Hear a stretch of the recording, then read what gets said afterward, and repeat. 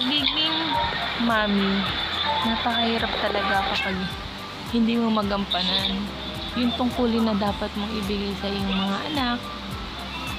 Pero sa ganitong bagay lang na napakasimple, na nakikita kong masaya at tumatawa yung anak ko, ay masayang-masaya na rin ang puso ko. Kaya ayan guys, pinapasaya ko ang aking bunso. Dahil napakahilig niya sa bubbles. So ayan, naglalaro kami. And yes, hindi po siya nasasawa dyan sa mga bubbles na yan at pinuputok-putok niya. So ayan, nilalaro-laro ko yung anak ko para mawala ang kanyang bored.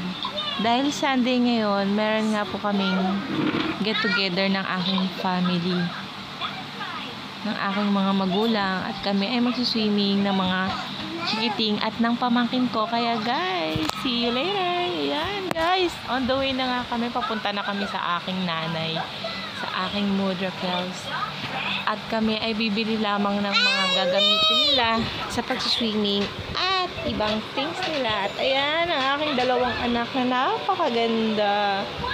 At ayan pala ako nung ako ay may isa pa lang na baby. At ayan pala si Sandra nung baby pa lang. Napakaganda talaga. Ayan nga guys, nagsiswimming na yung mga anak ko at ang pamangkin ko, tuwa sila talaga. Hindi mo matatawaran ang ngiti nila sa kanilang mga mukha. Kaya yan guys, sobrang worth it. At napakasimple lang ng aming get together. Nagkain na lang kami. Sorry guys, wala akong picture, but next time, isisend ko dito yung aming picture ng aming family. Ayan guys, ang saya nila. Ayan yung pangalan ko at yung pamangkin ko nasa gitna. So ang saya-saya namin. Ayan yung asawa ko at ang friend ng kuya ko. Ayan.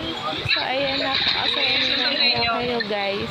Kung gusto nyo mag-relax, ayan, ang gawin nyo. Maglagay lang kayo ng maliit na pool or simple, walang katumbas ang saya ng mga bata at ng inyong family. Dahil hindi kailangan ng mahal na bagay at mamahaling pera. Dahil ang simpleng bagay ay nagpapasaya ng dahil sa